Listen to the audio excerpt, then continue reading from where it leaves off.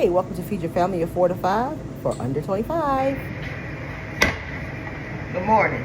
Today, we are going to be making curry chicken. Onion, bell pepper, whatever you have. If you don't have it, use paprika. Here's my seasoning. This one's just about empty. Some more curry powder. Right there.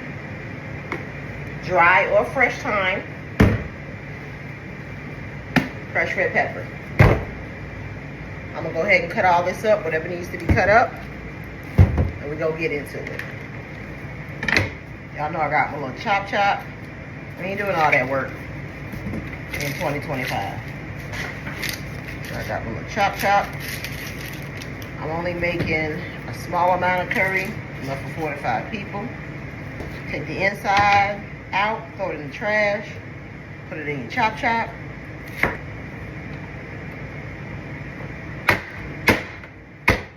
Bell pepper dice, boom.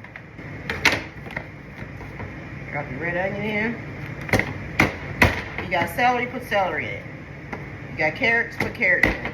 Carrots is not traditional in curry, but I like it. It adds some flavor and adds a little sweetness too, because curry can be a little heavy. So I'm gonna add some carrots probably to mine. All your veg cut up. Take a handful of garlic, put it in there. I like my garlic whole. Okay, so let's go wash our chicken with some vinegar and water. Wash the chicken with some vinegar and water. Here are my carrots. I found some more onions, so I cut that up. If you got some celery, cut that up. Carrots are not traditional in curry. I like them. If you want to put potatoes, put potatoes. I like that. No, I'm not talking to you. She here. The mouth of the South. So let's go ahead and cut up our chicken. You can use bone-in thighs. You can use skinless, boneless thighs. Completely up to you. When you're cutting into this meat, use the heel of the knife. It'll get in there a whole lot better. If you get any shards, throw them out. Okay? So I like to cut some of the meaty part off and take the heel, go right through. Any shards, throw them away. So we're gonna put some of my seasoning, a good amount. Maybe about 2 tablespoons. Put some curry powder in. This is just a pre-seasoning. You can do this a day ahead of time or whenever you want. Put a lot of curry in there. 2.5 tablespoons, about that. Okay.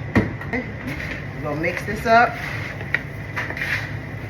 Okay, that's so what in that heavy looks bottom like. pan, you're going to add in about half a cup of oil.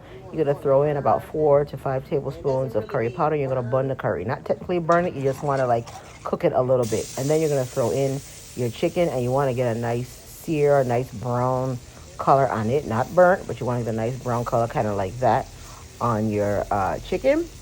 And then you're going to just turn it around and around. Add your onions, your bell pepper, and your garlic and your carrots that you cut up earlier. I didn't have any celery, so I threw in some celery seed. I threw in some black pepper, and I threw in some dried parsley and some crushed red pepper. If you have fresh parsley, use fresh parsley. And I threw in a good handful of dried thyme. Use fresh if you have it. And then I also put in 1/4 of a cup of seasoning, which you could use chicken bouillon powder, or you could use seasoned salt, whatever. That's the only salt that I put into it next to my seasoning that I season it with. Then you're going to add enough water just to cover the chicken, because you want to kind of cook it in a braised method. Then you're going to cover it, and you're going to throw it into your oven on about 400 for anywhere from 35 to 45 minutes. You do not want too much water, because you don't want to make it soupy, but you want a nice natural gravy.